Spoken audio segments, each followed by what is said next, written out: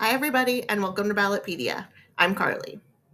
In the run up to the November 5th, 2024 general election, Ballotpedia brings you our hallmark, nonpartisan, objective information on noteworthy elections and ballot measures.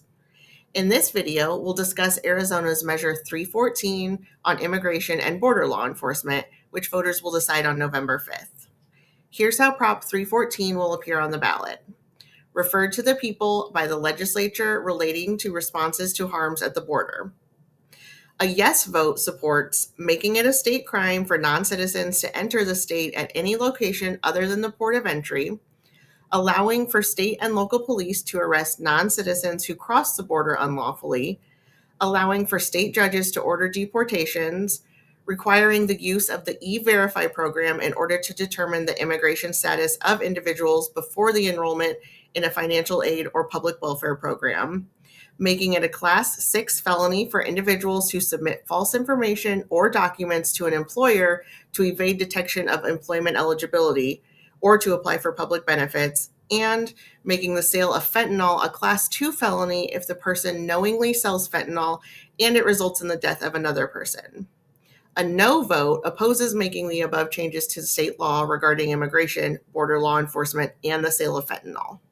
If enacted, Proposition 314 would make it a state crime for non-citizens to enter the state directly from a foreign nation other than the official points of entry, and allow for state and local police to arrest non-citizens who cross the border unlawfully.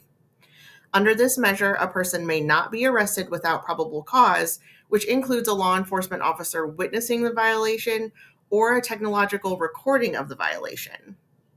The measure would also allow for state judges to order deportations.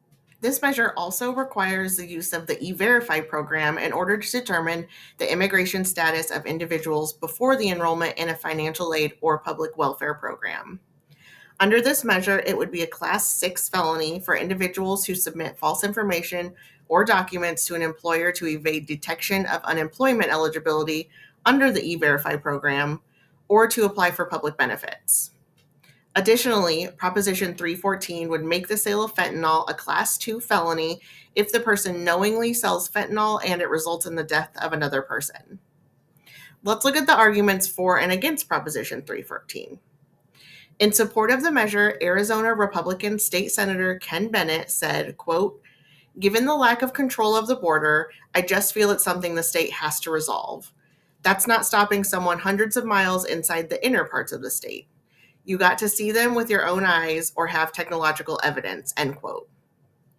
Opposing Proposition 314, Arizona Democratic Governor Katie Hobbs said, quote, "It will hurt Arizona businesses, send jobs out of state, make it more difficult for law enforcement to do their jobs, and bust the state's budget. It will not secure our border."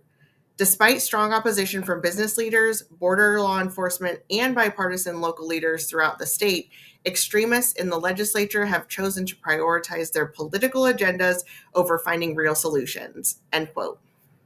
To provide some background, Arizona previously voted on 5 immigration-related ballot measures since 2000. In 2004, voters approved Proposition 200, which required proof of citizenship to register to vote, required a photo ID or 2 other forms of identification to vote at a polling place, and required the verification of immigration status to receive public benefits. In State of Arizona v. Intertribal Council of Arizona, 2013, the U.S. Supreme Court struck down the provision of Prop 200 that required proof of citizenship to register to vote. In 2006, voters approved 3 measures, Propositions 100, 102, and 300. Prop 100 expanded the list of non-bailable offenses to include serious felonies carried out by persons who have illegally entered or remained in the United States. Prop 102 supported the denial of civil court punitive damage awards to persons who have illegally entered the United States.